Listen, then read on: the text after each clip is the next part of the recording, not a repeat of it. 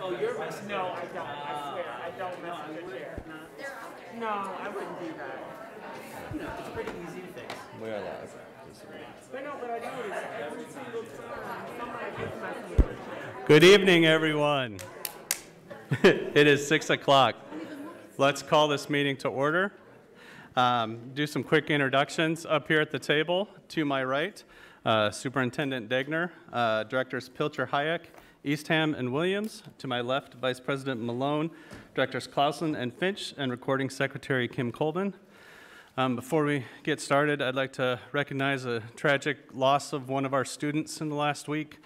Owen Skelly was a sophomore at Liberty High School. I didn't know Owen that well, but from reading about it, he was a lover of sports and a fairly good athlete in his own right. And I know his family and friends and teammates are going to miss him dearly. And if you would indulge me, I'd like to take a brief moment of silence and remember Owen. Thank you.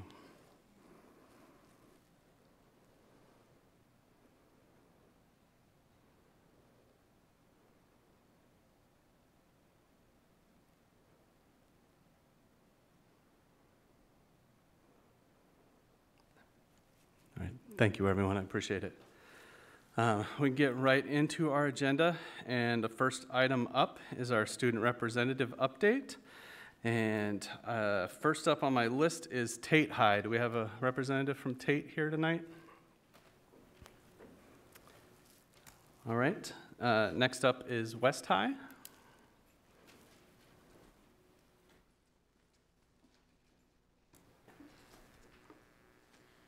Good evening, respected board members. I am Advika Shah, the West High student representative.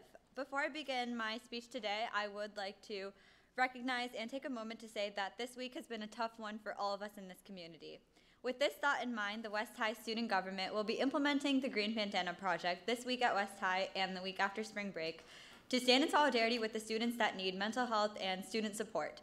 Green bandanas will be handed out to all students who choose to tie them onto their backpacks, and these will signify that they can connect a peer at West High to student resources, both related to mental health, support, and anything outside of school. Now for some other updates. Let's start with sports. Our boys track team is all set for their first meet today, and they're currently competing at the UNI and Waterbury College. Our soccer and tennis teams are gearing up and will be hosting tryouts for their teams during spring break. The basketball season is also officially over for both the boys and the girls teams. West High School's music departments have also been doing exceptionally well despite meeting with a traumatic experience during their season. The West High show choir ended with 2 final wins, and the jazz band had their performance last week, and the school will be having a band concert tonight for all West High members. The SEBA Music Festival also concluded earlier this week, and West High did amazing. For our clubs, the West High Theater is currently preparing for its next performance, which will be held during the second week of April. Walk It Out, West High's multicultural fashion show showcasing different cultures, will be hosting its performance on the 26th of March in the West High cafeteria, and we hope that all of you can join us for this performance. Our Jets, robotics, and debate teams have been hard at work in attending competitions over the past few weekends. The debate team also hosted the Cross River Classic, formerly known as the Canellis Debate Tournament, earlier this weekend, which is a West High legacy for several years now. That is all I have for you this evening. Thank you so much. Thank you. Next up, City High.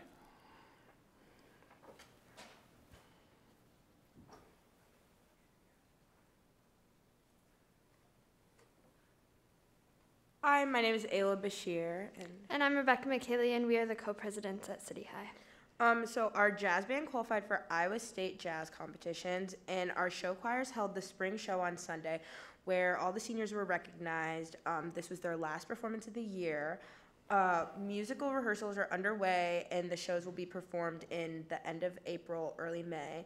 Our MLK Day of Learning was successful. Teachers offered many incredible sessions. Our girls basketball and girls bowling qualified for their respective state tournaments, and Ben Keeter won his 3rd consecutive state wrestling championship. We just held our Valentine's Day dance last month, which was very successful. We raised about $1,000, which is being donated to the Crisis Center just from ticket sales. And we are very grateful for the board's support of our industrial technology shop project. That's going to be underway soon. Our old cafeteria is being renovated into an industrial tech shop, which is super cool.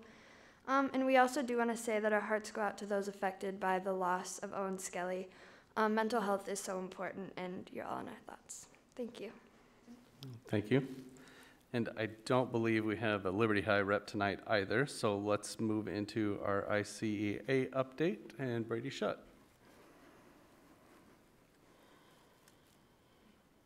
President ISO and Vice President Malone, Director, Superintendent Degner, thank you very much. I'd like to also extend our heartfelt condolences to the family and friends of Owen and the other students that we've lost this year. This is incredibly challenging situation, obviously. And I'd like to also extend a thank you to Laura Daly and her team. Obviously I'm out at Liberty, and just Laura, your team, just the care and support that you were able to provide and has been incredible, and I think it speaks really highly of the district, so thank you very much. Thanks, Brady. All right, next up is community comment. Just to remind everyone that they'll have 4 minutes to speak, and you'll see the timers up on the screens. We've got 2 speakers tonight. First up, Joseph Dobryn.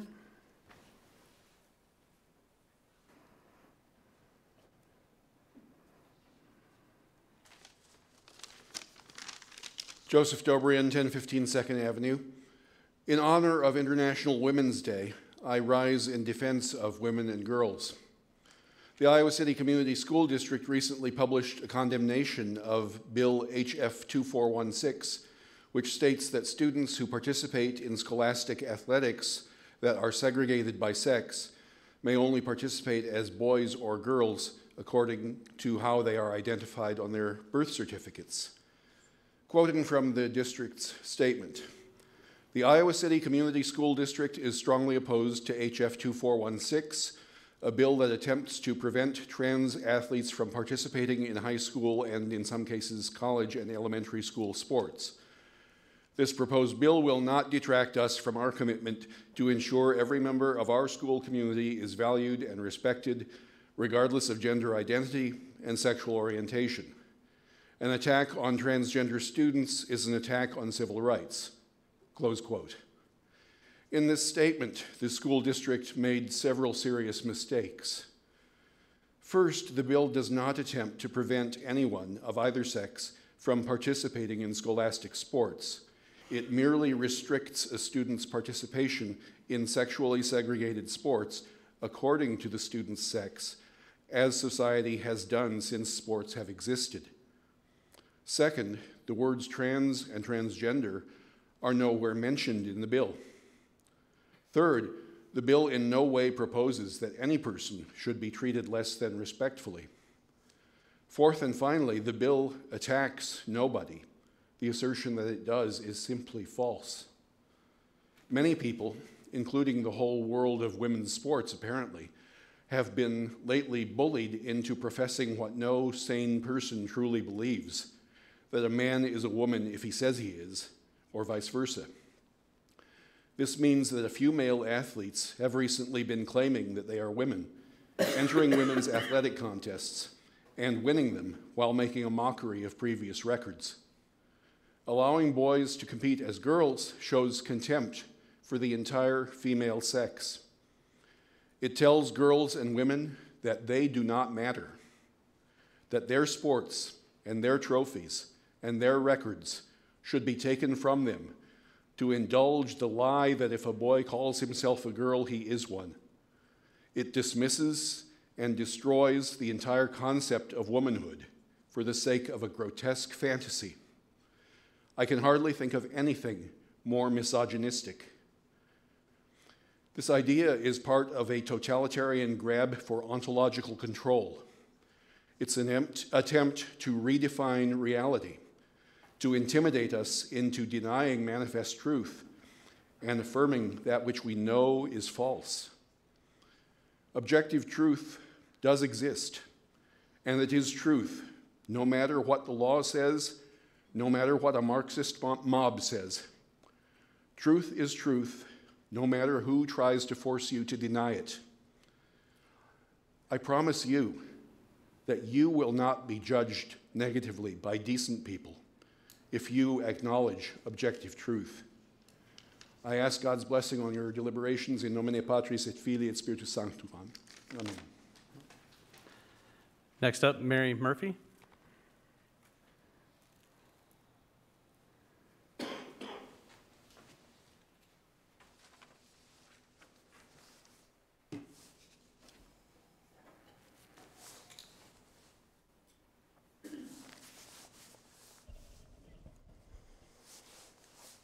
My name is Mary Murphy, and I live in Iowa City. And I certainly recognize as a board you are all volunteers, and I thank you for your time and commitment and service to the children of our district.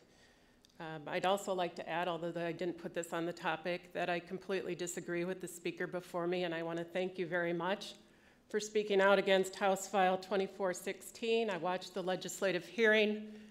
I was appalled and astounded at the poor behavior of many of our state legislatures. And so I think it's wonderful that you're speaking out about the children of our district, and thank you for that. But really why I came here today, in addition to thanking you for your support about HF 2416, is to talk to you about the open meetings law. And before I do that, I wanted just to give a shout out to Cleo Kretsky, the reporter, and the Press Citizen for reporting on school issues, and it's great to have a local newspaper.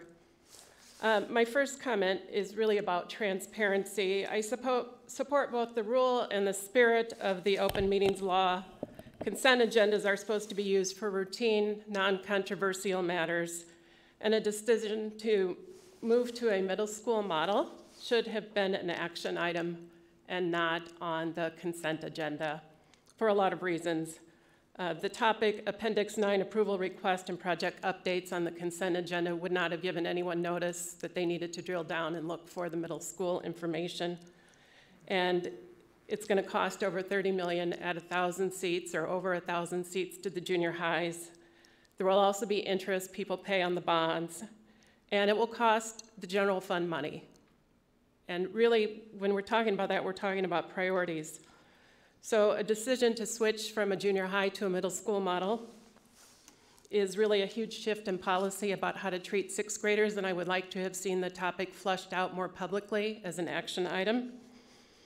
What happened was legal, but it violates the spirit of the open meetings law and was not transparent.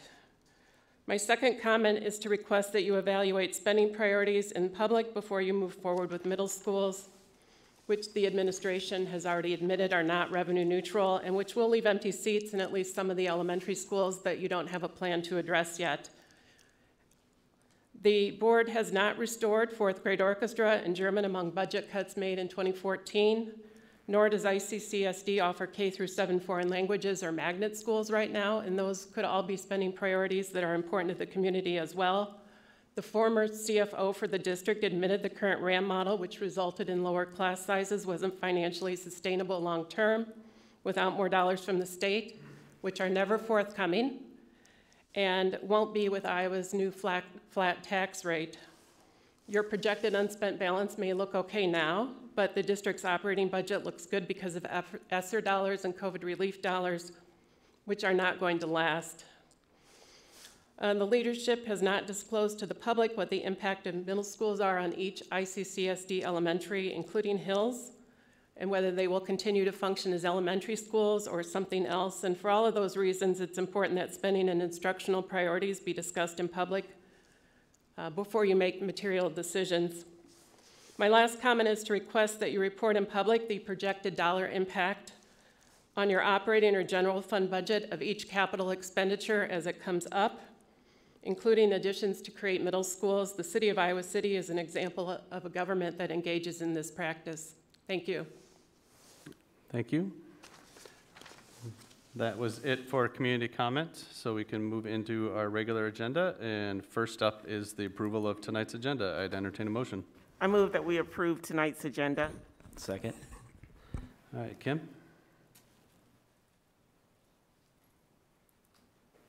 Online voting is open.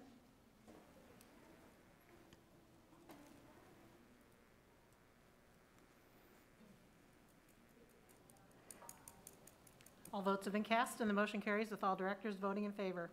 All right, that brings us to the consent agenda. I always like to ask if there were any questions from folks as they reviewed the bills that they'd want to bring up. I didn't have any questions. All right, any items directors would like to pull from consent? If not, I'd entertain a motion to approve. I move that we approve tonight's consent agenda. Second? Kim?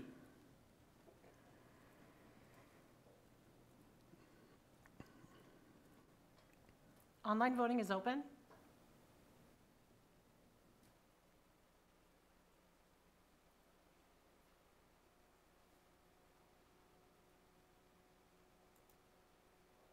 All votes have been cast and the motion carries with all directors voting in favor.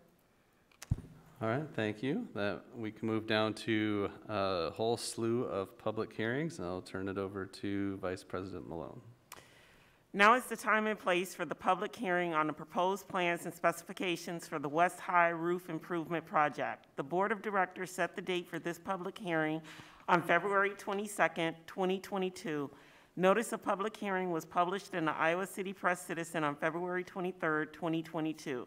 The district will receive bids on this project at 3 p.m. March 10th, 2022 at the Facilities Management Office located at 1137 South Riverside Drive, Iowa City, Iowa 52246. Notice to contractors was published as required by law in multiple statewide plan rooms and on the Iowa City Community School District website on February 23rd, 2022. Are there any questions from the board? Are there any questions from the public? All right, we can close that public hearing and move on to the next one. Now is the time and place for the public hearing on the proposed plans and specifications for the Penn Elementary Roof Improvement Project. The Board of Directors set the date for this public hearing on February 22nd, 2022. Notice of public hearing was published in the Iowa City Press Citizen on February 23rd, 2022. The district will receive bids on this project at 2:30 p.m. March 10th, 2022 at the Facilities Management Office located at 1137 South Riverside Drive, Iowa City, Iowa 52246. Notice to contractors was published as required by law in multiple statewide plan rooms and on the Iowa City Community School District website on February 23rd, 2022. Are there any questions from the board? Are there any questions from the public? All right, we can close that public hearing, and we have one more. Now is the time and place for the public hearing on the proposed plans and specifications for the Northwest Junior High Roof Improvement Project. The Board of Directors set the date for this public hearing on February 22nd, 2022. Notice of public hearing was published in the Iowa City Press Citizen on February 23rd, 2022. The district will receive bids on this project at 2 p.m. March 9th, 2022 at the Facilities Management Office located at 1137 South Riverside Drive, Iowa City, Iowa 52246. Notice to contractors was published as required by law in multiple statewide plan rooms and on the Iowa City Community School District website on February 23rd, 2022. Are there any questions from the board? Are there any questions from the public? All right, we can close that public hearing. Thank you. Next up, we can get into our policy review, and we have the 500 series, which is the student series. And we had a handful of changes that we talked about at the last P&G meeting, and I know one of the questions that came up, and we got an email similar to this, but there were some specific policies that talked about suspension. And I know there's some policies that are taken directly out of Iowa code, and there's not a whole lot we can do about that. We did ask the question, and I don't know if we got the answer yet, as to whether or not there's specifically stated an age range to that, or is it just K-12? So that was kind of an answer we were waiting to hear back. I don't know that all of the policies that are mentioned that talk about some of the exclusionary discipline like suspensions are all from Iowa code. So I assume that's going to be the next logical question as to where that's going to come from, because that was kind of posed from the public. But we did have that conversation, and there are specifics that we can't take out.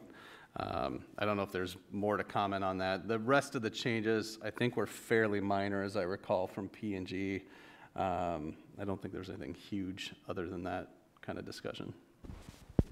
No, there's been a couple of questions where I've exchanged some emails with folks. I would generally think about our 500 series policies as most of the time the umbrella for this work, and then of course our discipline protocols and procedures fill in the holes where we're not explicit in board policy. Some of those, like Sean referenced, are more explicit in board policy if it's a code item, but there could be other circumstances where we've fleshed that out farther through that process. So that's what then our administrators and staff are tasked with implementing in the buildings, and not every one of those examples, of course, is going to be documented in board policy there. So I think what Sean's cueing into, there's some language where it's a little bit more general that I think creates that umbrella, but there's also some tweaks to that language that I know the P&G committee was still asking questions about to work from and to see if it can better align to some of our values and thoughts around that work. Yeah, I'd open it up to other directors if there was other questions or specific things we wanted to send back to P&G, as we will have another P&G meeting before it comes back to the board again. Sean, I hope I'm in line with what you're describing here and what Matt's referring to. In 503.1 of the policy before us, labeled student conduct, the second paragraph begins with the sentence, students will conduct themselves in a manner fitting to their age level of maturity and respect and consideration for the rights of others while on school district property. And then it goes on to for some other provisions as well. So as I understand it, if we wanted to consider a specific reference to student conduct, generally described as not using racial slurs, then that provision would be more likely to fit in to the general disciplinary document, which I think we've also looked at. Do I have the framework right here? Yeah, somewhat, I think, Director Eastham. So we've referenced a few times that this 503.1 is actually what we anchor back to for some of those student consequences around the use of those racial slurs. So I think it's already included there. It would be if you wanted some language around it being more explicit, but that is already the board policy that we are anchoring some of those discipline protocols and procedures to move forward with consequences when those actions come up. And so it would be further detailed out into those protocols and procedures. We've talked through the disruption, the bullying, harassment, and abusive language, but it's really connected to this 503.1 policy. Okay, thanks. That helps a lot. Other questions, directors? I don't have any questions, maybe a comment. I think sometimes it gets confusing for me, I know, and for the public. You know, folks say we're a policy-making board, and then if things go wrong or they have ideas, they're like, well, we should change our policy to fit this. But I think, you know, in understanding that this is a larger umbrella, and we have our DPP handbook that gets more specific and drills down, and at the same time giving our administrators and principals leeway to understand their mitigating factors. I mean, I've worked in a school, and it's almost never cut and dry. You know, rarely is it just a real simple answer, sometimes, and then that makes it pretty easy for administrators. But often there's a whole lot of factors at play of what goes on, and I guess understanding that we are working towards a more culturally responsive and proficient district and culture change, and getting to the place where we trust our folks to handle things in an appropriate manner. Again, you know, we don't have restorative justice in there, but we're working on that. And, you know, at the equity committee meeting, Charlie, you were there, you know, Laura Gray detailed how much time it takes to train folks, you know, and to do things well, and to do things in a way that's sustainable. You know, I worry we make a policy change and then we end up doing more harm because folks don't quite understand you can do harm with restorative justice if you do it poorly. And so, you know, keeping some flexibility, obviously obeying the law is very important. And when we have things from the state of Iowa, you know, we have to follow that, whether we agree with it or not. But I think it is hard to understand kind of what these policies do and how these inform us, you know, drilling down to our more specific initiatives that we might have. And I think anytime we can clarify that for folks, I know for me, I like graphics. You know, it helps me visualize kind of how this works. And I know we've done that with some of our mental health services. We've tried to define that in graphically, so it's a little easier to see what we're doing. I don't know if something like that would be helpful to kind of explain how board policy works, governing sort of what administrators are doing, all the way down to the individual level in the classroom of what teachers might encounter and how they might deal with any of this kind of stuff that comes up, if that makes sense. Yeah, I like that. Anything else? Like you said, it's going to come back. Go ahead. I don't have anything else, but I would just encourage other board members that don't sit on P&G with directors Finch, Icestone, and myself to review this policy in depth and send back any suggestions or thoughts that you have before our next P&G meeting. That would be helpful. Yep. That'll be ahead of our next regular board meeting on the 22nd, right? Oh, no, I just show up. Yep. All right. All right. Let's go ahead and move on because we have a few discussion items. So let's get right into them. First up is our health and safety update. Well, like all things we've learned relative to COVID, I think we've realized that things change fast. And so by the time we had agendaed this item to where we are today, a lot of things have changed for us, right? We did a special meeting last week and talked about the mask requirement and our community transmission rate as far as how it's classified through the CDC is now medium instead of high.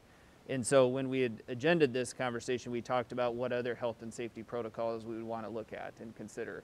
Well, with the change of that designation, we already have a lot of those accounted for on the website. If you remember when we looked through these protocols at the very start of the year, we had some things that we'd put in place when we were in a high category and then different things that would happen when we were in the medium. And a few of those things that would now be relaxed would be a 50% capacity limit. We would start allowing indoor field trips to take place. We had some outdoor athletic restrictions that would obviously be removed. A couple things that we are not as explicit about on the website or in those protocols that I think we would like to also relax at this point would be the cross-cohorting of students. We've had some extreme or fairly extreme limitations on cross-cohorting kids in our elementary schools in particular. That has added some different, I would say, difficulties to our schedule or burdens to staff throughout that process to make sure that we were trying to keep kids as safe and stop the spread as much as possible. And then also visitors and volunteers would have been another thing that we were not allowing that isn't mentioned as far as a change on the website.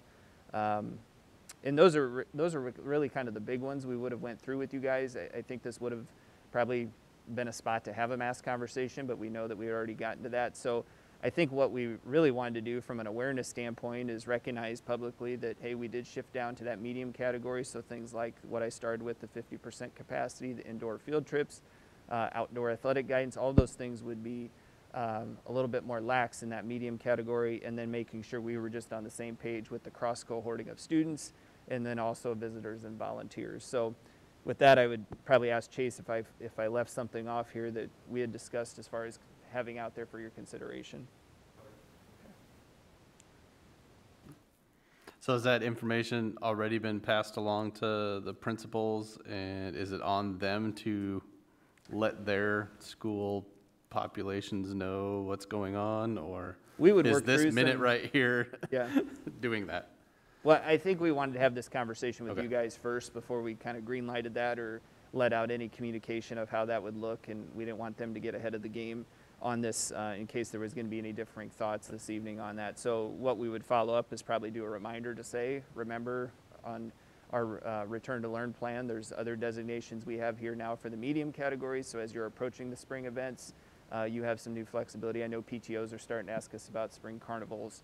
We have the elementary track and field day that, of course, we'd love to get back to. Some of those big events we do need to give them some decisions on so that we can move forward with those plans, but we haven't communicated anything to that effect yet, Sean. Okay, I appreciate that. So then I guess I would ask my fellow directors up here, is there a counter opinion to what, you know, Matt's putting out there? Are there concerns that we should make sure that we're addressing?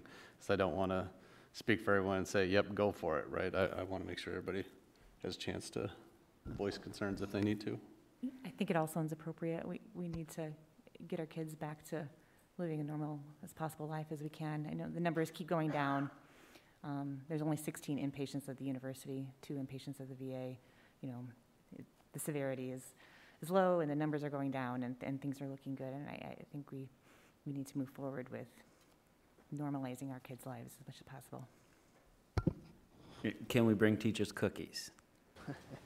I think they'd love that. So. Okay, and if they're coming from me, they'll be gluten-free and awesome. I'm just gonna say that. I want some. Yeah. Snack times are always good. Well, I'm not hearing any dissensions, Matt, so I think you're probably good to then pass information on to the schools and the administrative teams there. The only thing I would say is we have to make sure we keep our communication consistent about how we're following the CDC, and right now, this is what the CDC tells us to do, and if they tell us to do something different, then we have to be ready to do something different. I just don't want to signal to the community that some, the same as some are signaling, that it's over and forget about it. Right, and it's right. instead, hey, we're following the rules. Let's do this. Let's enjoy this downtime. Yep, I agree. And I assume somebody is checking on a, I don't know, daily basis what the CDC is saying our county is in. I'm not doing it. I'd look every now and then, just kind of see how the world is doing. But I think that's important that somebody's doing that, because it can change, you know, tomorrow, right? Or up or down, right? We don't have a crystal ball, so.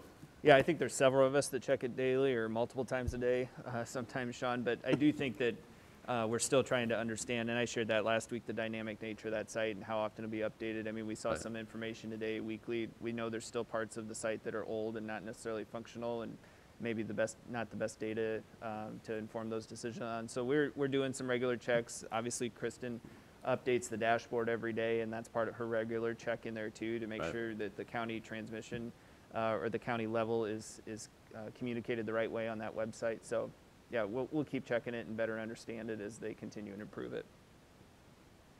Very cool. Any other questions or comments from directors or the team?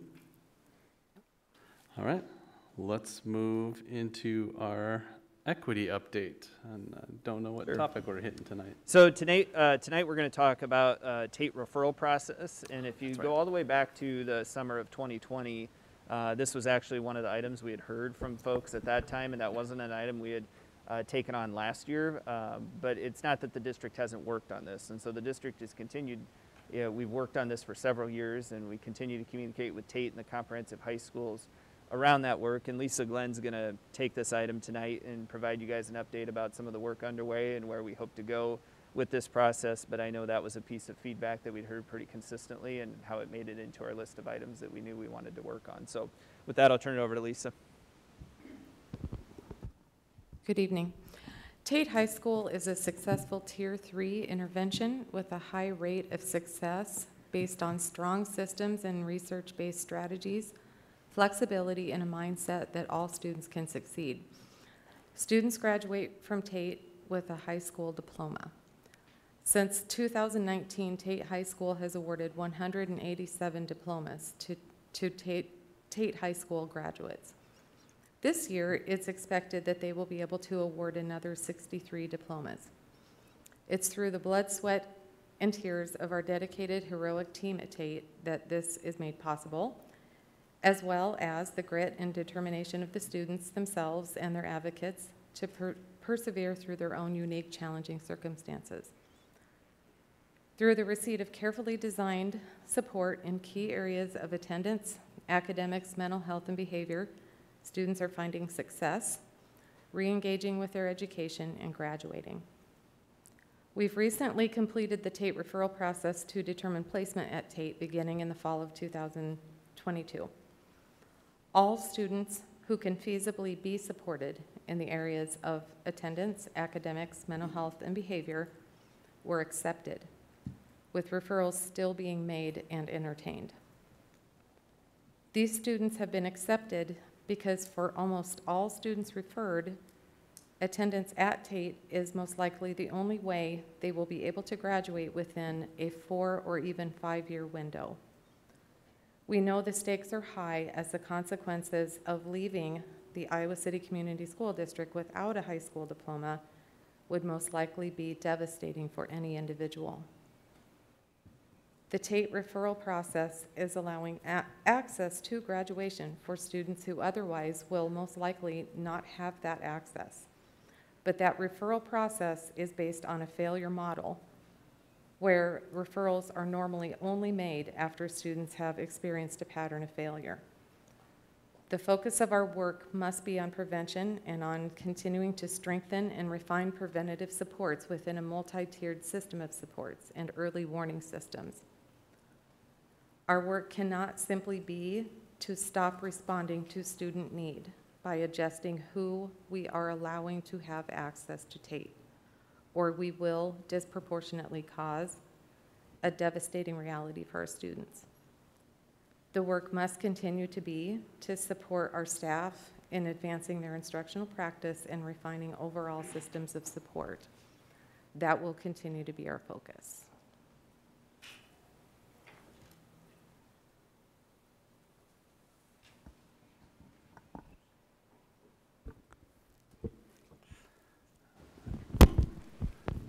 Yeah, so I think Lisa there provided what really we're trying to do, right, with Tate High School and what the goal is.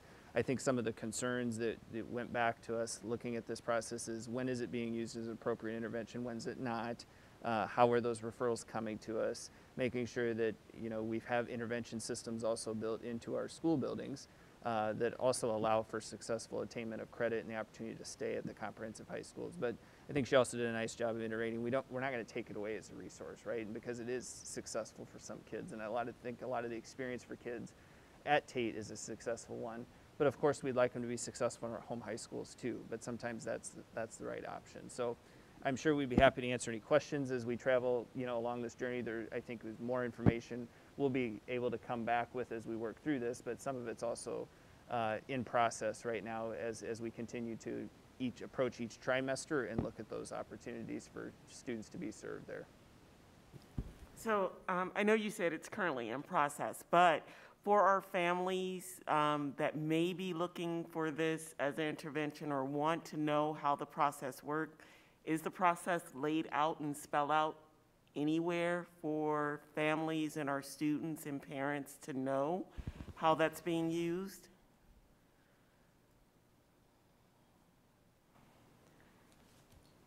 The process is not spelled out specifically for parents because right now it is not an elective program that parents can on their own just elect and simply the referral is made only on the parent election.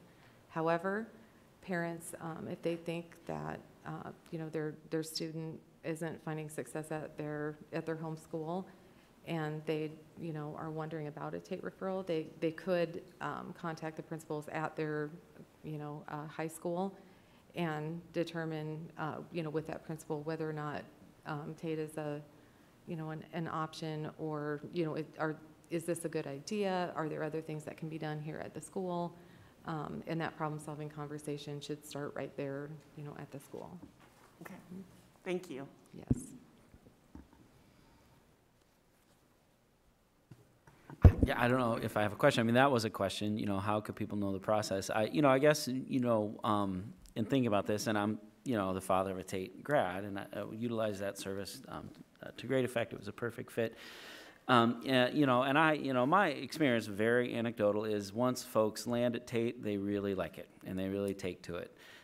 However, you know, sometimes wonder the flexibility of going back into the regular programming. How much support do we have for kids who want to continue participating in extracurricular activities at their home school? And then the other thing I run into is a lot of districts around us don't have that resource. And they have kids who would benefit from that. And so, you know, what impact, you know, might that have on us being able, or what capacity do we have, maybe is the question. I worry on one hand, right, if you build a bigger Tate, it's going to be filled. But I also would trust that if we had a really robust process and we're really identifying the kids and then, you know, really putting that effort in our Tier 1 and Tier 2 supports at the regular school, that wouldn't happen. However, if we have capacity to offer a really solid program, I wouldn't want to dilute it. You know, I'd want it to be solid. Is that capacity there where we might build that in for, you know, some of the surrounding districts that just don't have? In fact, I know Solon sends a bus, right? They have kids, and then they'll provide that transportation because they might have enough kids who really do need that level of support, you know, for whatever reason. And so I guess those are just some of my thoughts about Tate. You know, can it be expanded? How can kids, you know, move back into their regular building, and then the support for participating in extracurriculars at their home building. Yeah, I think the expansion one is a key question, JP, because we've talked about that numerous times. As the district's grown, we haven't really grown the amount of students we serve at Tate. And I do think there's concerns that as soon as we would make more spots accessible, right, we're going to fill them at the alternative school. And so that's been part of the work on the front end of this to know, do we feel confident in that robust system we have in place? And I think we've had positives and we've had frustrations as we go along with that. And there's just challenges there, because I do agree with you. I think most students that are served at Tate have a good experience. Seems like my microphone just kicked in finally tonight. Maybe got the right angle or something. But I think they have a good experience there, right? And we have a lot of completers. We just want more kids to have that same great experience at our comprehensive schools too, so that they don't experience credit deficiencies their freshman and sophomore year, and now we're playing from behind the game. And really that key is that freshman acquisition of credits. That's super key for our high school students, is they have to acquire those credits the freshman year to get to graduation. So more to come on that. I think I cut off Charlie here. He was about to talk. Thanks. For one thing, I just really want to commend you and Lisa and all the other staff who have pursued this. It's been the Tate referral process has been on my list of things to do since it was originally brought to our attention 2 years ago or something like that, right? So it's really great that we are pursuing it and looking at it. The disparities and disproportionality in referrals, I assume, still an issue that we need to address, and I'm confident that you're doing that as you go ahead here. The question I actually have, do we have some kind of an idea of a timeline about when we're, how this review process is going to play out? Because, you know, people ask that question, you know, well, you know, you're saying you're doing this, when are you going to end it and do something, you know, and get to an end point here? And I'm sorry, Lisa, I don't mean to be pressuring you. I'm just looking at you instead of Matt, I guess. He's okay pressuring me. Yeah, that we have taken a look at the referral process, and the referral process right now is that we are taking referrals being made of students who, because those referrals are being made based on students who are failing. And as long as they're being made for students who are failing, and we can take those students who are failing and produce, excuse me, students who are graduating, then the consequences of not taking those students who are failing to do anything different other than take students who are failing, you know, there's just really something that's not the point at which we need to do something different. The something different has to, you know, happen clear back at the building processes that are sooner, you know, more reactive sooner and more preventative back at the building levels. So to answer your question more succinctly, I would say we have taken a look at the referral process. It's not the referral process that actually needs to receive the bulk of the work. It's more of the you know, prevention processes, which is slower work. You know, it's slower work because these are bigger systems, and all of, you know, so many teachers, so many buildings, so many different things that we need to continue to refine. So that's why, that's why I wouldn't be able to say what a timeline is. I can tell you it's all already underway. It's not like we're going to start improving teaching and learning. We've been doing that for a long, long time. It's just, this is a big ship to move, so it just takes, it does take a long time. Did everybody follow that? I knew Lisa would do a good job with that answer. So the detail, and maybe just to say it a different way, if we didn't quite follow that, was, we could look at discrepancy in the amount of students we're serving at Tate and the discrepancy in those referrals, but there's a reason those referrals are happening, right? And if we don't give them the support at Tate, then they may not complete, right? They're going to continue to be credit deficient at the high schools, and they may not complete, they may not graduate. So the question is, why are they credit deficient in the first place, right? What are we doing there that we're having a higher volume of our black and brown students or FRL students? Any of those demographic subgroups we want to look at being referred to Tate, right? It's the downstream issue. And so that's what Lisa's saying. There's really no timeline we could attach to that because that work's underway. That's all of our equity work, right, to look at in the teach and learning arena about not having those disparate results occur in the first place, so that the referrals we get, that's where that starts to change. It's not just about taking the right demographic of student to match our demographic profile in the district. I also want to jump back to something that you said, and maybe this is unsolicited answer, but we do want to still have students at Tate. It's not that we don't want to have students at Tate, because many students at Tate, or most students at Tate, are having a really great experience there, and we know that it serves several purposes. But we want it to be more about fit than failure. we want it to be that this location, this sort of programming is just the right fit, just exactly the right fit, and that we're offering something there that is just exactly the right kind of meets a certain need for a student, instead of it being after a pattern of failure that this is the only way that you could possibly graduate within that 4 or 5 year window. More about fit than failure, I guess, is the only way I can describe that. Yeah, and I'll just say I really appreciate that, and that's been my experience. And I know kids get there different ways, and I know I referenced other districts. Sometimes you just get a sense that a kid's not going to fit in their building for whatever reason, and a lot of times it's size. That's a big one for some kids. They just can't do 1,500 kids in crowded hallways. They're just not going to be, they're not going to be there, even with a lot of supports. And I hope we continue, for those kids for whom we can support them, and they can fit in that size of a building, and we find ways, and we're continuing to do that. I hope for, further discussions on another night about how we do that in each of our buildings. But getting to the place to understand where it is really a good fit. And I think when you see it is when kids get there, and it's kind of a huge sigh of relief.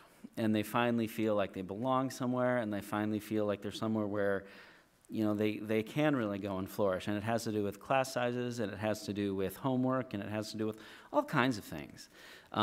It's just a different environment. You're just able in that smaller environment to wrap around more, just sheer logistics.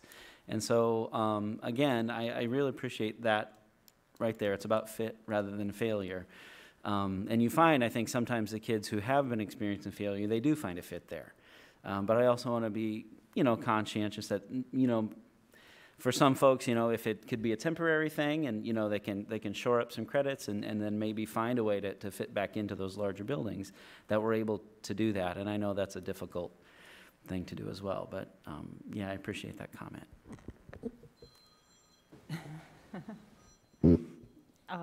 Yeah, I just wanted to make a comment about that. It's so important to find a place where you are welcomed and where you are seen and heard, and that you are supported. My group did circles with Laura Gray and Lori Bauer. We did a circle with the staff at Tate. That was several years ago now, and I was so impressed with the staff there. And so I think part of why it's such a good fit for these students is not just the size, but the people that are there. They really love being there and teaching there, and I was really impressed with that. First, when Lisa, you started talking, I thought you were in another room because all I saw was Les. I couldn't actually see you, and I was like, is she getting piped in here? Yeah, so I think Ruthina, myself, and JP, I believe, and Matt we met with folks back in 2020, and one of the big disconnects at that time for me, and people have alluded to it, was I saw the graduations that we had at Tate, and they were so celebratory, and it was a party. It was so exciting, but the kids that talked to us that day talked about how it's seen as a punishment, right? And kids were sent there because that was the punishment, and they were threatened with it. And so that was a very big disconnect, and it feels to me that the work that's been done is maybe stymied some of that stigma, but I don't know, I'm not there like in the schools to know, is there a sense that has shifted, or do we still hear that kind of stuff from folks? Because that was a big concern for me, right? Yeah, and I agree with that, Sean, that the description of Tate that I heard 2 years ago, it was a different description of Tate than I'm hearing now. I'm not so sure the school has changed that much, but I think the information, or the information we're receiving now about what happens to students that go to the school is different than what I was informed about, 2 years ago, and perhaps incorrectly agreed with. Yeah, I would say, of course, we're never going to give a blanket statement that covers everything about what those conversations look like with kids, because we know that situations go wrong sometimes, right, or that we don't handle things the best we could. But I would generally say that what we've tried to do is put a process around it, that it's not an independent decision from a principal to send a student to Tate, right? I mean, that's not the way the process works. And so this is really a group that looks at, these are the potential referrals, we look at need, we look at the services that Tate can provide. And so I think that's what starts to help change that culture of it, that some of those reasons can be removed from the equation about how a student is served at Tate and when that decision is made. And then I think because it does create a different feeling about how the student is received or sent, to the school, referred to the school. That's really the term you've heard us say several times that we try to use. And I know Ann and her team works really hard that the parents and the kids feel like that's part of their choice, right? It's part of their choice to be there. This is an opportunity for them, and that this is something they want to do. And I do think, as you guys have witnessed, that as they leave the school, it's a good experience, right? I mean, that they've had a good experience there. And JP talking about that size before, I think that's also what you're hearing in some of Lisa's comments about how do we try to make our large schools also feel smaller and shrink that environment for students. But that's heavy long-term work, right? And we still have students in the process that are credit deficient that need to graduate, right? And they need a ticket to somewhere. And that's all of the components at play that we have to try to consider while we know we still have kids that have need, right? While we try to do the long-term work on the system. Thank you. And yeah, that brings up a point I'll just emphasize, because you're right, Charlie. I have my experience with it. That's one thing, and I know the way I might talk to any given student about it. It has been used as a threat. That is absolutely true, and that's something I think we could just change right away, and it's never going to be talked about that way. That it's a threat. Shape up, or you go to Tate. I mean that, and I think that so not to all candy coat it, but I think that's something we could just change in our culture to say we're not going to talk about it that way, because it matters, right? Language really matters on the perception of students. And if they view it that way, I think even through that, once they get there, they I think it pretty quickly goes away and they're like, oh, actually, this makes a lot of sense. But I think on the front end, we absolutely need to move away from that. And I would just have no tolerance for that sort of language or that sort of approach. To treat it as a punishment or to treat it as a negative thing, and I hope that we've moved beyond that, and I know we're going to make mistakes, but I hope then that would be a mistake and not sort of the typical sort of narrative surrounding that. And I know, I mean, when I was in the district, certainly I'd heard that more than once. I agree with what you just said. I think one of the main ways to approach this is a PR approach. And I have, neighbors that say things like that about Tate when we were figuring out who was going to what schools, and I can't remember the context. I have a friend who teaches there, so I've never had that same perception of Tate, because the way he describes it, it's pretty amazing, the relationship building that goes on there. So again, we're looking at pre-referral, which we're addressing, and then actually admittance and going to school there and what it's like. So getting a better understanding of that and doing the kind of PR work that's real, I think it can really have an impact. I think it's important. It's a great opportunity to have a school like that when it's done right, and this district tries to do it right. So, I mean, I think that's common when you have any alternative school, though. You have to fight that PR battle. Cedar Rapids had Metro, and which was just beginning with the name was a bad PR decision. So, I agree.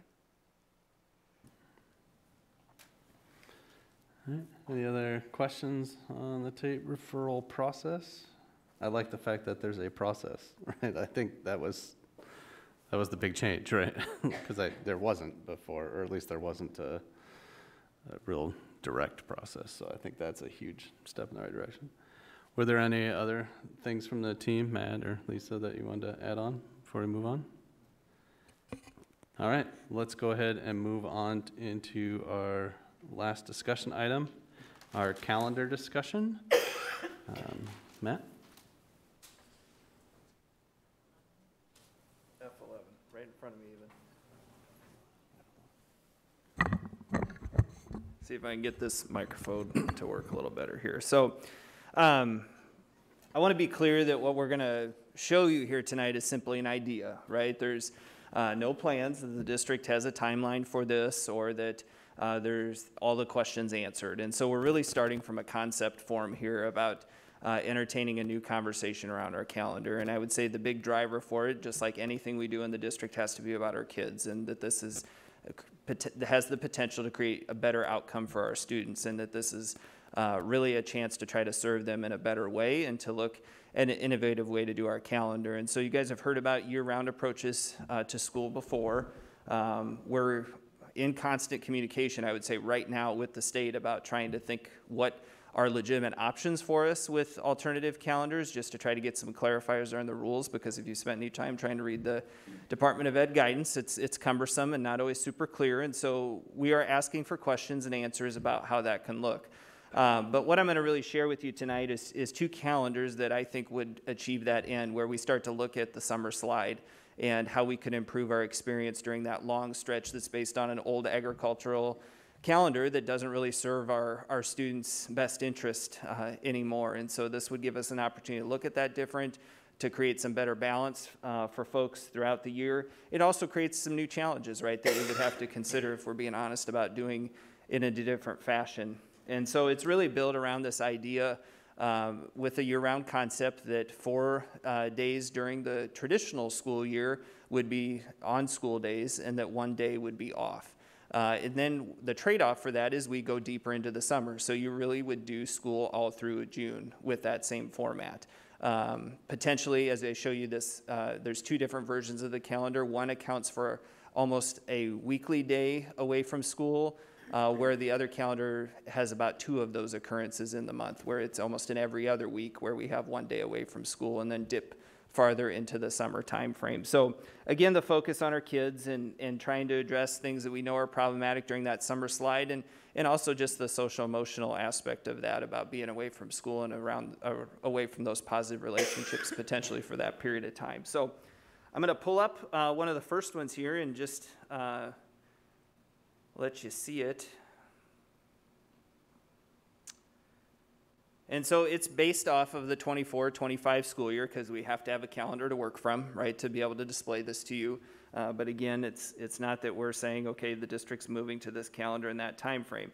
You've heard other districts in Iowa talk about this conversation recently. I think there's 3 or 4 districts in the state that do something similar. and have a more year-round calendar or look at a 4-day week type opportunity. Cardinals, the most recent one that's been in the news, is also a teacher retention effort, right? Trying to create something different that could support staff as we come off of the pandemic and potentially look at some new options for us. So in this calendar here, in the 24-25, the purple is the no school, blue days are end of the trimester, and then the gold color is the first and last day of the school year. So here you'd see that we would start on August 12th. During this time frame, you would have been coming off of a summer break that encompassed most of July and that first week of August, okay? And then you would be starting school on August 12th. And then you can see as we progress through here, you have a lot of those Fridays away from school. We know that we still serve a child care need in the community, and so there would have to be conversations about what would happen during those days and how could we be part of the child care solution. We did some entry-level conversation with the before and after school directors to get their initial response to this, or at least a select group. I shouldn't speak for all of them. But we did meet with about 5 or 6 of them, and they received this pretty positively. They had actually said that their staff, their availability for staff on Fridays is pretty good because most college students try to arrange their schedule that they don't have a heavy load on Fridays.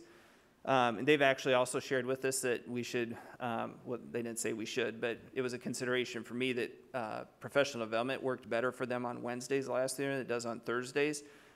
Because if you think about the typical college student's footprint on their schedule, a Tuesday, Thursday load looks different than the shorter classes on Monday, Wednesday, Friday. So I thought that was an interesting consideration for us no matter what, for us to talk about and think about. But as you see as we progress here, you do have some times where there's days off that don't match up with the Friday consideration in this model, because we know we've counted for increased cultural diversity and inclusivity into our calendar with 3 additional days, and those fall at different points throughout the school year. You still see a 2 weeks winter break included here.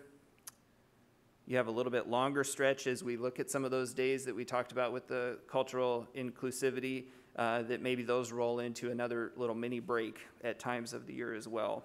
You see spring break, you pick up a couple extra days in that same format and the break becomes a little longer there. Then you get to more typical April, May, and June, with the last school day potentially being on June 27th. So you can see that you go much farther into June, right? But that would all be contingent upon us receiving a waiver from the state to start prior to the August 23rd date.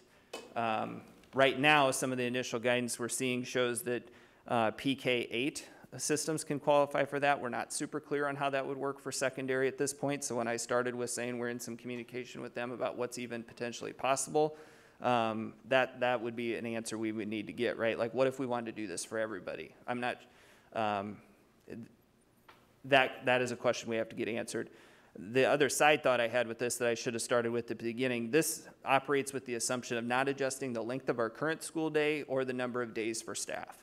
And so again, it could be that, okay, well, maybe the state comes back and says, no, Iowa City, you can't start until August 23rd.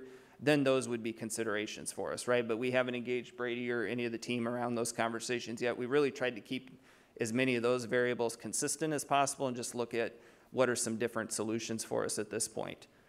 So that's one, and I'll let you come back and ask questions to either of these. The other one is more of the every other concept that I talked to you about. You can see that the summer break is a little bit longer here, dips farther into August, the more traditional start date of the 26th. And then you have like the every other Friday as we travel throughout here. Still a 2-week winter break. Because of the cultural day, you still end up with another mini break in there at the end of January. A little bit longer spring break. Kind of follows the every other day concept, or every other Friday concept as you travel through the spring, then ending again on that June 27th date. So not as consistent, for folks in this one. Still addresses, I think, some of the original goals as far as looking at summer slide and the length of that summer break.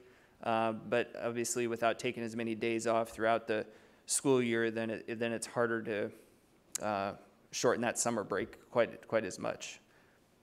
So those are kind of just, again, the initial ideas, initial concept as we've thought about it.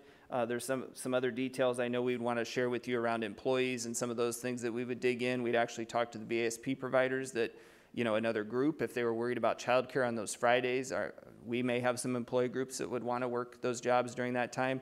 There could be frustrations from our employees, right, with not being able to maybe pick up their traditional jobs in the summer setting. So there's issues and there's conversations to have throughout all of these things. But if we wanted to start a conversation around how we could serve our kids better for a different stretch of the school year, I think this would be give us an opportunity to continue that if you guys were interested in that, continuing to move forward.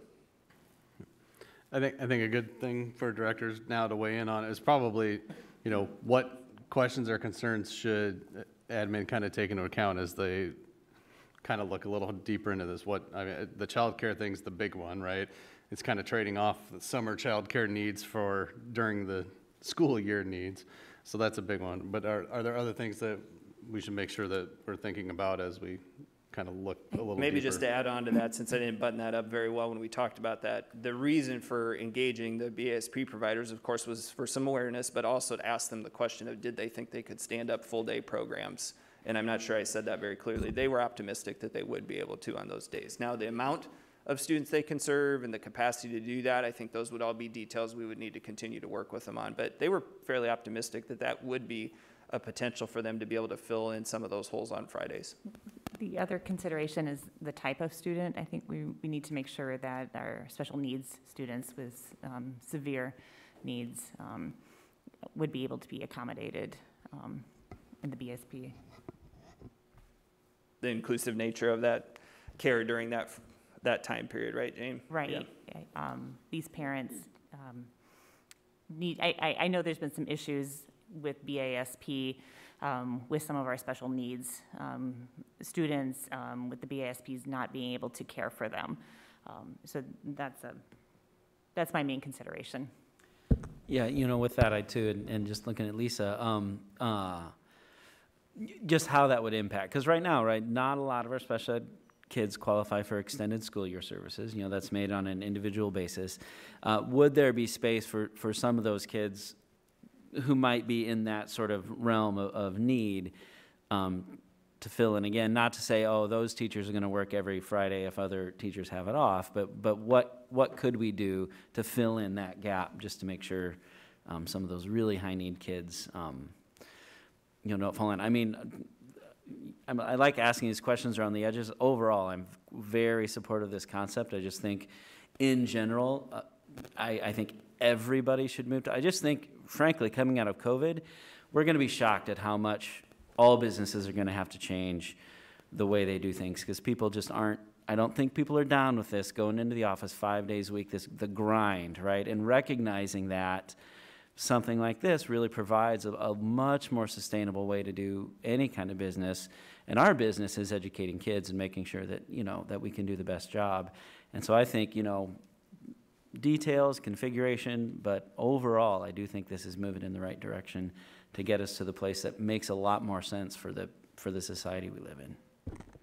I have a couple of logistical questions, but I want to jump off of what you were saying, JP, and say I personally have been on an alternate work schedule for, I don't know, 5 or 6 years now, and so I have every other Friday off. From an employee point of view, I really think it's a game changer, and here are some things. Instead of worrying about taking sick leave during the week because you have a doctor's appointment and there's no doctors open on the weekend, you schedule it for your flex day. And it helps. One of the things that we've heard from a lot of our younger women teachers is it's hard to accrue time for maternity leave. So now if they don't have to use that sick and health leave to do doctor's appointments because they know they're going to have days built in the schedule that they can take care and get your oil changed. I mean, it's just go to the grocery store when there's not 200 people in it. It's really an amazing quality of life change that I don't think people realize how impactful it can be, and I would hope that our employees would be open to, while it will present logistical challenges that I know we have to work through, it's a game changer. It really is. I mean, that's just been my own personal experience. In addition to the Fridays, right, we've got these extended breaks throughout the year, which make a big difference too. I really think, having a longer spring break, a week off at Thanksgiving, some of that and I live in a family where my wife has her own practice and has always just set herself up with a 4-day week. And that 5th day is errands and appointments and all of the things that you want to use your weekend maybe not to do all of those things, if you even can. So my logistical questions, Matt, the second calendar you showed us, what was the last day of school? The 27th? What it was just a week just gonna later? check this one, the 27th. Yeah, they were the same date. Oh, were they the same day? Okay. No, So the we end the 27th. same under Yep. both of these. And then on the days that there are no school, do we anticipate that the buildings would still be open so that, for example, extracurriculars, I mean, I'm not saying like mock trial would want to come in and meet on Fridays, but would we have the buildings open so that clubs, groups, activities could still be taking place, or do we kind of envision it more of a no one will enter on these closed days? Yeah, I guess I don't see it that way. I do think there'd be some logistical things we would need to work out with, administrator expectations on those days and looking at how this intersects then with their contract as well. We kind of had a really engaging conversation about this morning, almost to what Jane and Charlie, or JP, excuse me, were talking about there about serving some of our students in need and what that looks like during that time, that it maybe flips how we've traditionally delivered some of our intervention services to kids, that maybe there's a different way we could look at that even on the Friday opportunity to do that rather than trying to squeeze something into a summer opportunity or an after hours offering. And so that could also be an appealing route to explore. But I do think there's other opportunities there for us to extend and reach kids. And if you were a coach of an athletic team or a sponsor of an extracurricular, there's great opportunities to connect with kids here, right? That maybe also doesn't stretch the student's day as long, right? And so student interventions could be better delivered in a space that, works better than waiting till the summer where we're trying to intervene a kid out of a problem. We could be creating better balance for our kids when looking at, a day that they can potentially access to do some of these things rather than having their day go so long. That was one of my original concerns with the bell schedule change we talked about, is that we didn't fundamentally change the window of time into our kids' day. We just shifted when school happens in it, right? And so that's some of the stuff I think we need to be honest about, is our adolescents still have a really long window of time that they're committed to activities. And so how do we help them time manage some of those things too?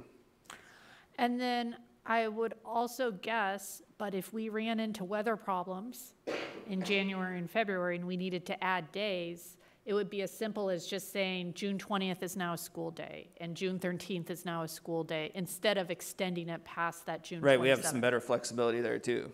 I tell you, I thought about that yesterday when we were looking at this again, and we had another day off and we're getting low on hours and all that. Yeah, so, yep, for sure.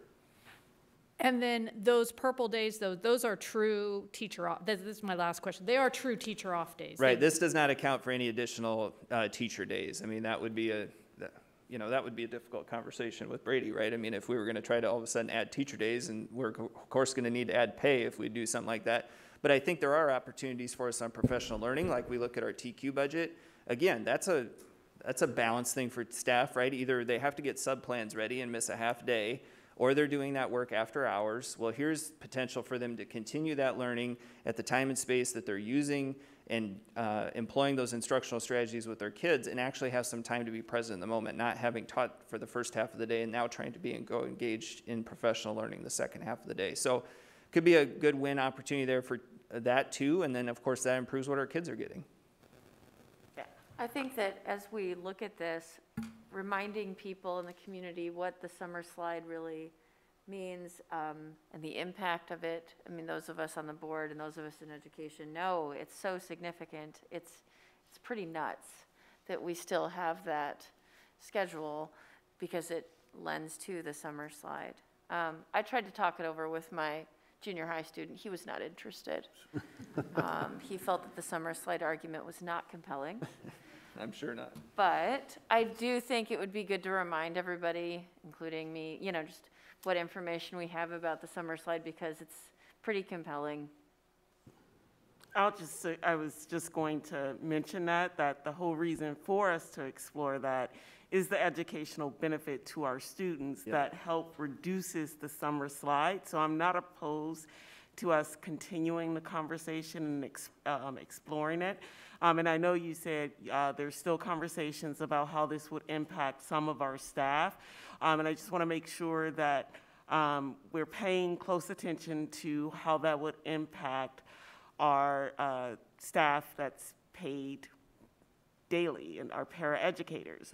I want to make sure that we're able to retain them and offer them the same employment opportunities that we would normally. So as long as we can ensure that we're not shortchanging them, I think it would be a great opportunity, mainly for our kids, to deal with that educational gap that we've only seen grow, as well as providing that safety net that we know oftentimes our students struggle when they're at home for long periods, some of our students for long periods of time during the summer. So I'm not opposed to us exploring it more and having more detailed conversations about it.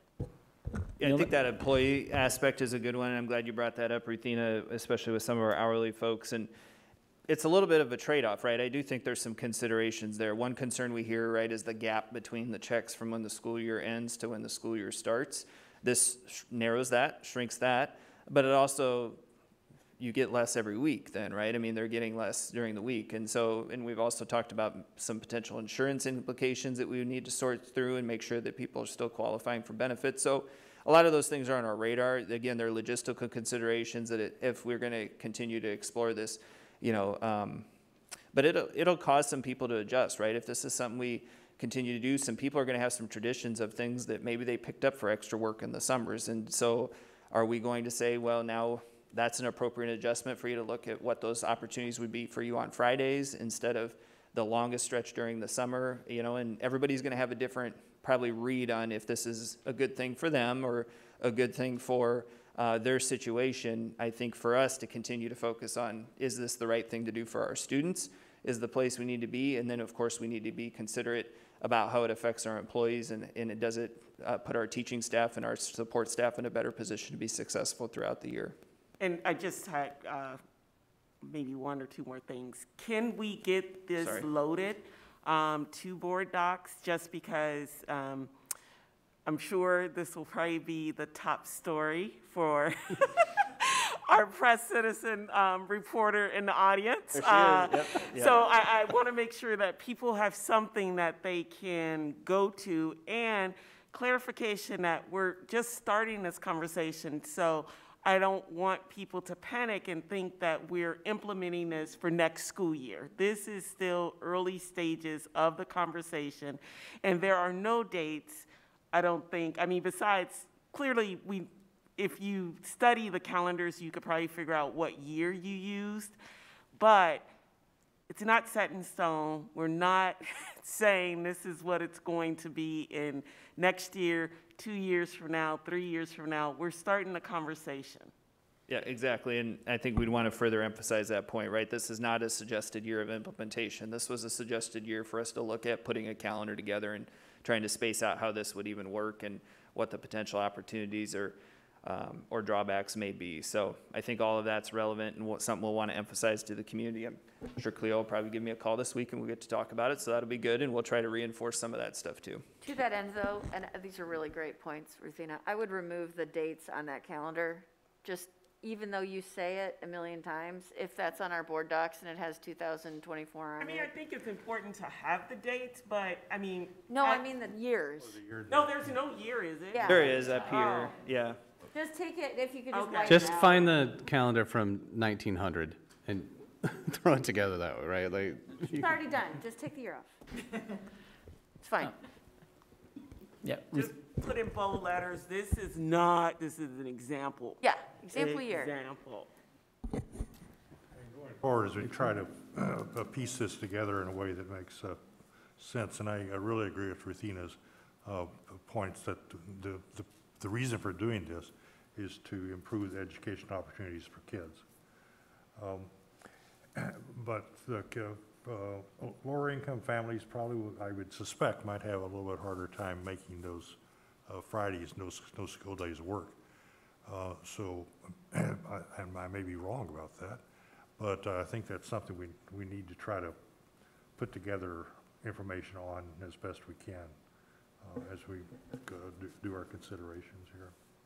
Well, and I think we just need to talk to people, right, about and trying to get some of that feedback from them, because I'm sure that We'd have a whole range of families that would tell us how hard the summer is to find childcare for that stretch of time too.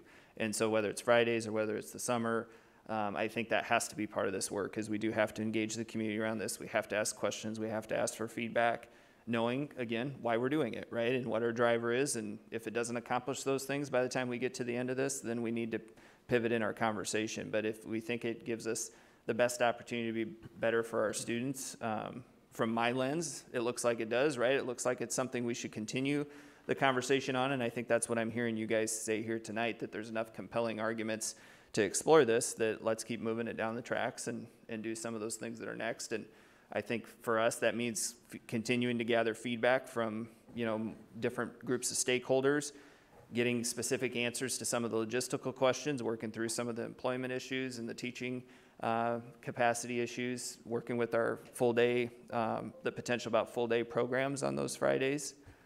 So I think we have a lot of homework that we can continue to do, and then bring you guys back some updates as we have them. Can I just make one more point about this, the education? Chase, what's the day that has the highest rate of teacher absenteeism in the week? Friday. So I was. And here's the thing, right? January 17th. I know. Because, you'd hear this, Brady is union president, you'd hear, oh, teachers, they take these Fridays off, so they have 3-day weekends. Well, it's not that. You're tired. And when you're tired, your immune system breaks down and you get sick on a Friday. That's just real. That's just the way it works. And that impacts student learning, because what's happening on those Fridays when subs come in is less impactful than what's going to happen when our teachers are there. And this gets at that. And I will say, I do think, someone who's setting up, summer camps for my child, that's a lot. That's a heavy lift. And you got to be on it to get the slots that fill up really quick.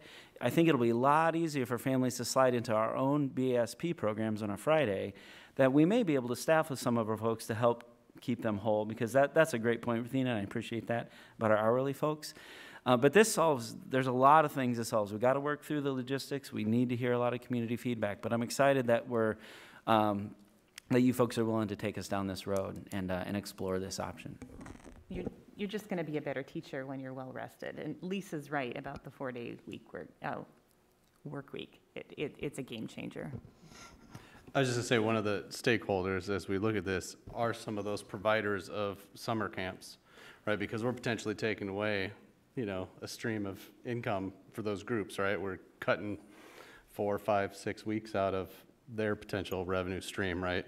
So what could we do with them? What are their options? Because I think that's going to be a group that's going to have some feedback for us that's not so great, right? I think even more so than parents and staff, right? Because that's a big business, right?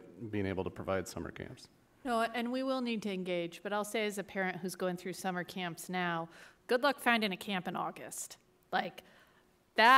So I think what we need to look at is I'm not too worried about starting earlier in August, because and if somebody knows of a camp the first 2 weeks in August, please hook me up. Fair point. So I think it's that the moving the end date into June, and again, it's hard to find a camp the first week of June. So I think it's definitely something we need to engage with, and we need to talk to them. But I'm not sure. To me, the Friday care during the week is the bigger childcare problem than the camp, because I think we'll just see a 2 weeks of concern. Well, and I also, not that we'll be in control of what other people decide to do or how they'll respond, but one of those BSP directors also serves in a dual role with one of our municipalities, and we were even talking about, I bet we'll see camps spring up on Fridays, right? There'll be Friday camps. And so there'll be some adjustment period that happens to us too, right? If we do this. And so those things are all have to be accounted for, and not insensitive to any of those. But I think that's where we'll start to get more innovative solutions just from our community as a whole too, knowing that this could be a seismic shift that affects all of our families in the district. And one last thing, and then I promise I'm done. I would be interested, as you talk with Brady, how teachers see this affecting their ability to take courses over the summer, continually ed. I know the teacher in my house typically use that long summer break to focus on taking some of those college-level courses that gives them the credit that qualifies to move up on the pay scale or just enhance their skills. So that's an important conversation that we also try and figure out to make sure we're still allowing for that growth and development to occur for our teaching staff. It's a great point, Rethina. All right. Any other questions, comments? It's early, so we'll have plenty of time to come back with more. I think as we look at this issue and the middle school issue, I think that FAQs pages are good. Rolling FAQ pages, I know it's probably too early for this one, but the middle school issue, for example, we had a commenter tonight ask about it. They're readable. FAQs are readable, and they're short, and that's why they're readable. But I think for both of those issues, it would be helpful. People are going to have a million questions, and that's a good way to address them. And you can change them and update them. Good idea. All right, let's go ahead and move on. We have action items up next. And the first one is the PEPL Life Cycle budget for the fiscal year 22-23. I don't know if I'm going to get some context. Les or Matt or... Yeah, each year we bring to the board a proposed PEPL budget. This is prepared with the great assistance of our physical plant team. They review those most pressing needs that need to be addressed in the next year and try to put them in each one of those life cycle categories. And if you recall, the life cycle project started about, I want to say 7 or 8 years ago when we started putting them into these categories to define those. And so this is just an annual process. We come to you fairly early in the cycle such that the physical plant team can go out and get bids on these projects, such that some of those can only be done when there's no students in the building. For example, a restroom project, and so they can get out there and they can get some of those bids, find the people to work, because if you waited till June, contractors are booked up for the summer and not able to get that, so it also facilitates that side of it. So it takes the total revenue stream projected next year in PEPL and allocates it out to these various life cycle projects. Are there any questions from directors about it? All right. I would entertain a motion. I move that we approve the PEPL Life Cycle budget for FY 22-23. Second. Any further comments? Kim? Online voting is open.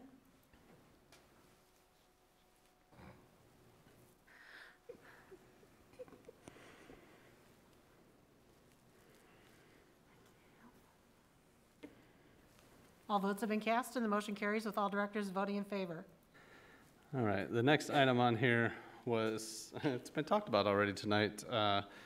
We had put together an opposition to House File 2416. The resolution as is on there doesn't really work because it mentions, or at least when I looked at it earlier, it talked about going to the Senate and whatnot.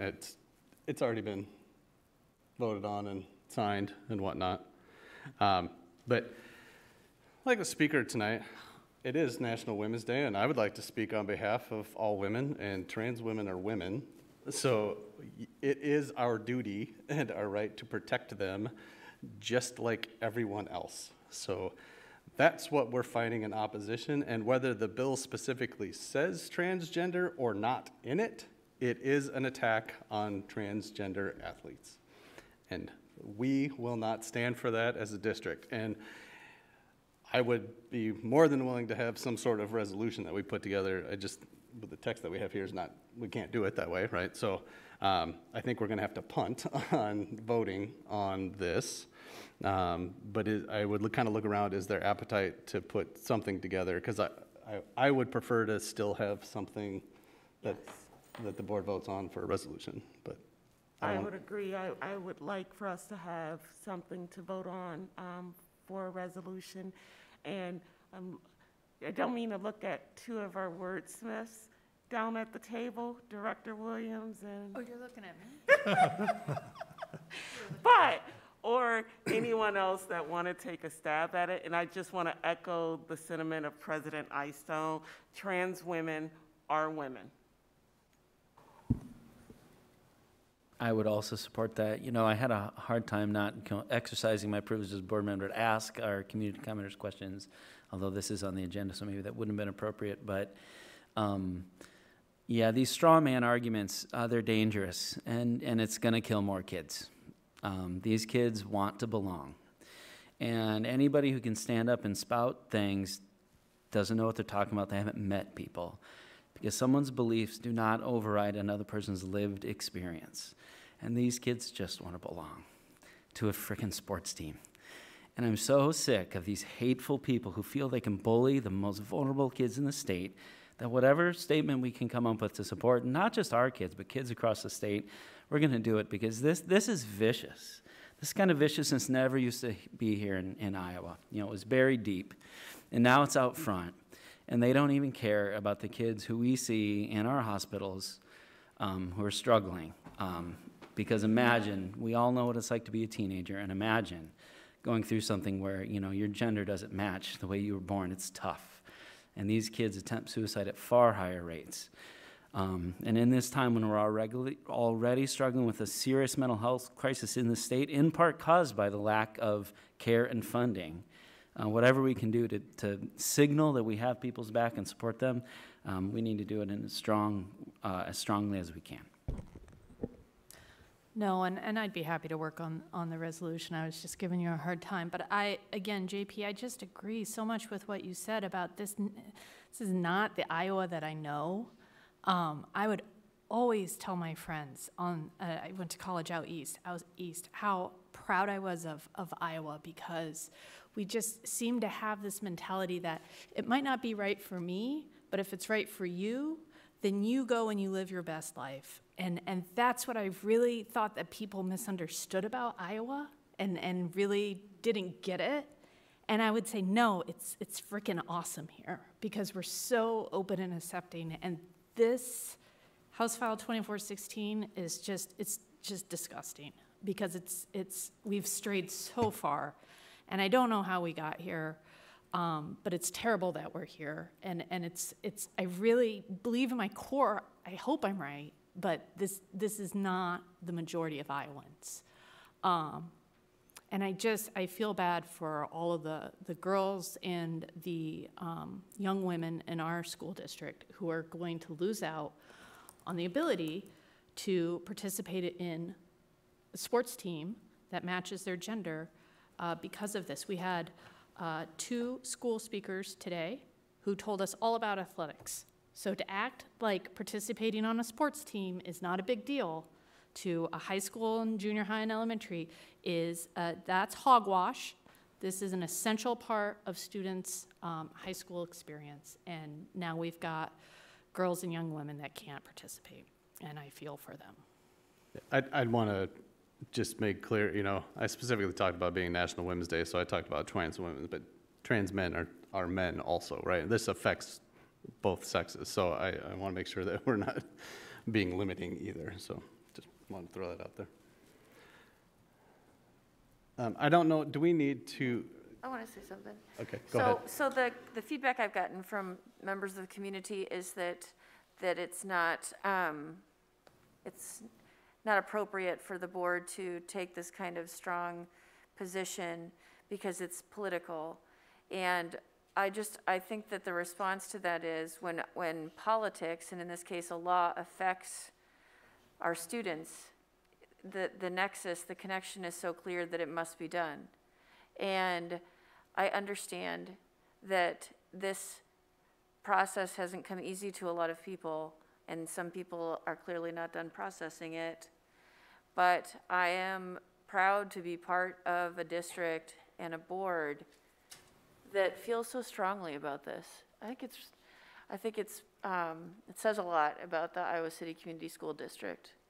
And again, when the goal is to just do our best to support our students, this law is clearly anathema to that goal.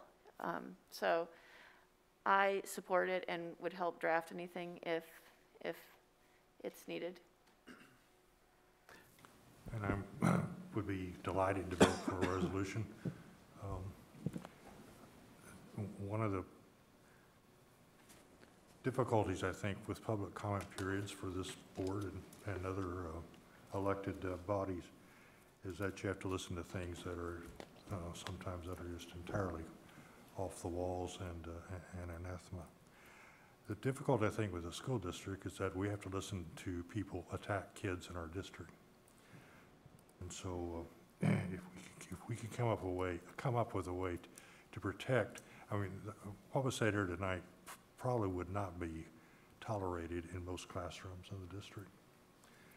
So it's never been entirely clear to me why, as a board, we have to tolerate being said in our meetings. So for sure, we need to have a resolution, right? Thank you, Charlie. Yeah, I agree. That's why we're here, is to protect our students. There is an epidemic of suicides right now, and this law will only worsen that. It is so important to feel like you belong. So important. Yeah, I would say the political question, Maka, is another elected body has impinged on our elected body's ability to fulfill our mission and our job with that law, right? We have a duty to our job and our elected positions to protect our students, right? And this impinges on that. So it's absolutely within our purview to fight something that's political because it stops us from doing our job.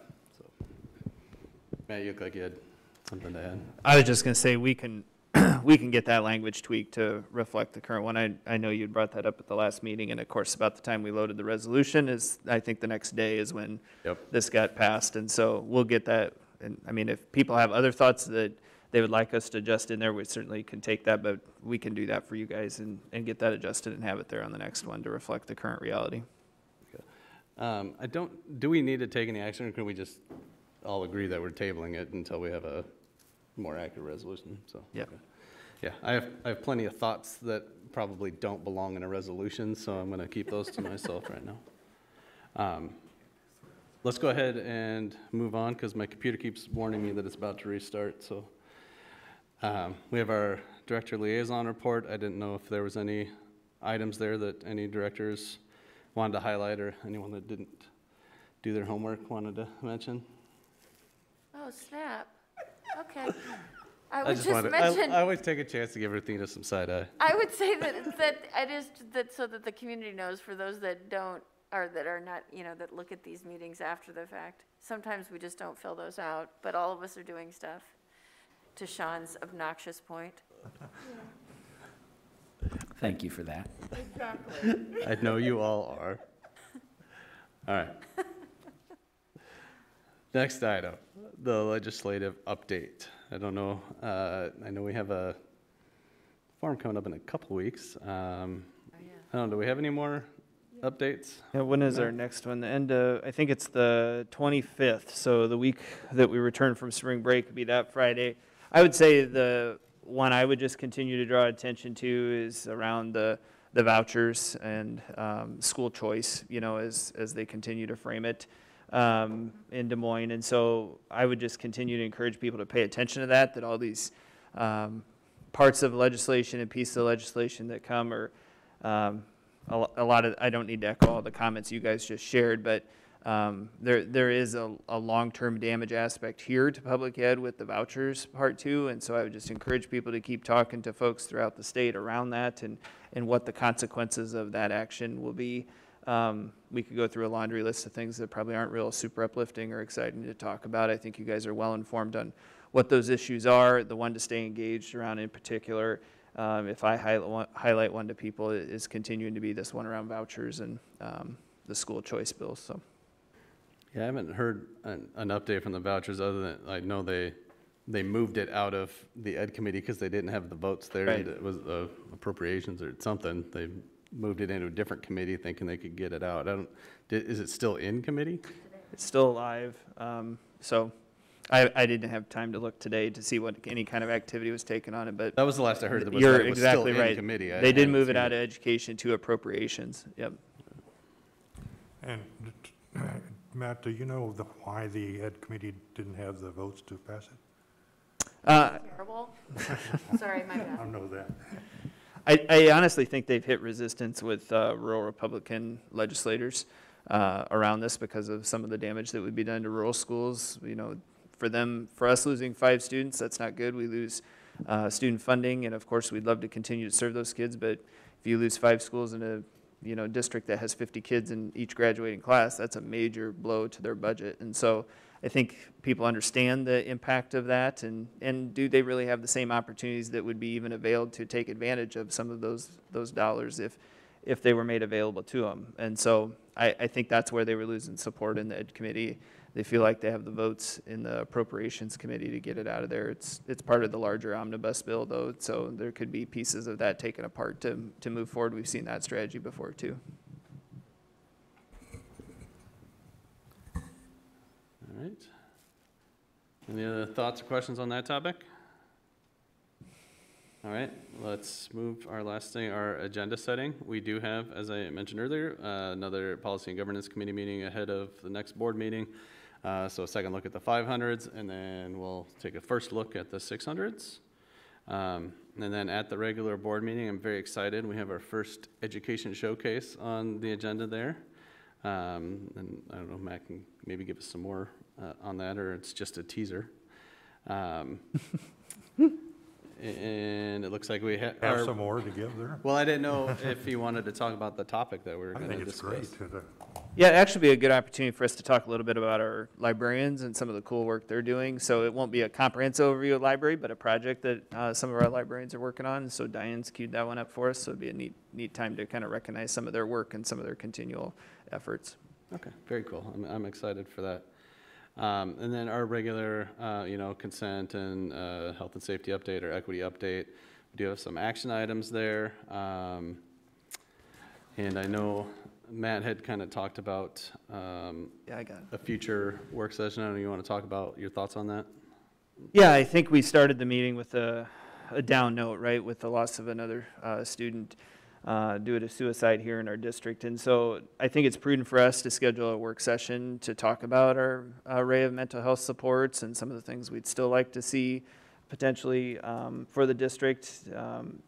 So I would like us to schedule a time where we could do that and kind of dive into a conversation around that. I've sent you guys information via email to share some of that info. We've done that in bits and pieces as part of other presentations, but I do think we'll continue to hear questions from the community. Anytime you have a situation like that, it gives us a time to evaluate and reevaluate some of the work that we have underway and to be looking for opportunities to learn from good examples in the district and to kind of grow from that. The other with that, I'd like to suggest we establish a work group to lead some of this work moving forward. I don't know that they'll have met by the time we get to the work session, but I would like to shoot for a meeting that group is assembled and going no later than by the end of April, that we have a group identified and that they're starting to meet on this issue so that it brings some focus and attention to the issue, but also creates a vehicle for us to make sure this work continues to move forward. We've had good success, I believe, as a team when we've had regular updates and we've had those items coming back to you on a regular basis, and I think this would be a good place for us to have a multi-stakeholder group of students, teachers, parents, administrators, professionals. We have an opportunity to have a increased partnership with the University of Iowa Center for Mental Health. We have some calls scheduled with them and UAY this week. And so to do our due diligence as a district, we need to be looking at some of those opportunities and also recognizing we're not the mental health care professionals, right? And so this is going to be a community effort. We are going to need community help, that we're educators, right? And so we want to avail our folks to resources and opportunities, knowing that our kids are struggling, right, that our adults are struggling, and we have a responsibility to do that, but that we can't be the standalone solution by ourselves either. And so that conversation's sensitive for a lot of different reasons. It needs to happen in a space, though, right? It needs to happen, and we need to keep it moving. So those would be a couple things: the work session and then the establishment of a work group to get this going. And so I wanted to bring those up in agenda setting this evening. I think are two good next steps for us. Yeah, we definitely get those on the calendar and together. Are there other items that folks want to see at the next meeting or future meetings? No, that was just the one I was going to highlight too, just to put some hyper urgency around this and know what we have, know what we need, partner. I love that putting a work group together. I live it every day, and it's across the state, where you've got kids sitting in the ER that need a bed somewhere and it just isn't there. And what can we do? And I think we can do a lot. I think we can, the more we get educated, the more folks know about things like mental health first aid, the more opportunities we have to recognize signs, and mostly decrease the stigma. Decrease the stigma. How many of our kids are walking around with pain that they don't tell anybody about? And if that was stomach pain, they wouldn't wait, right? So we have to, everything we can do to talk about this and decrease the stigma. Mental health is health. And it's far more deadly than any other thing that's affecting our kids. Any other physical ailment, this is more deadly. And so the more we can do to educate folks and decrease that stigma and let people know there are resources and they can reach out, then we're going to save lives. And we need to do everything we can to do that. And JP, just for example, you mentioned beds, and I think another part of this that I wish I would have said from the onset here was we also need to look for some advocacy routes through this, right? Because that's the part where I feel like as an education institution, we're going to hit a wall on some of these efforts. I mean, we hear stories all the time about kids that need a bed, and they're back in our schools 2 days later, right? And so those are really drastic situations for us to think about. And so part of this work is also going to have to be communication and advocacy for more resources in our communities. And that's something this community is great at, right? I think we pride ourselves a lot on advocacy for different groups, and so this can be a topic that way too. So not to get too far away from the agenda setting piece, but I did think about that as you shared. Anything else? All right, that's our last item. So with that, I would entertain a motion to adjourn. So moved. Is there a second? Second. All in favor? Aye. Aye. All right. Thanks, everyone. Have a good night. Have a good spring break, everybody.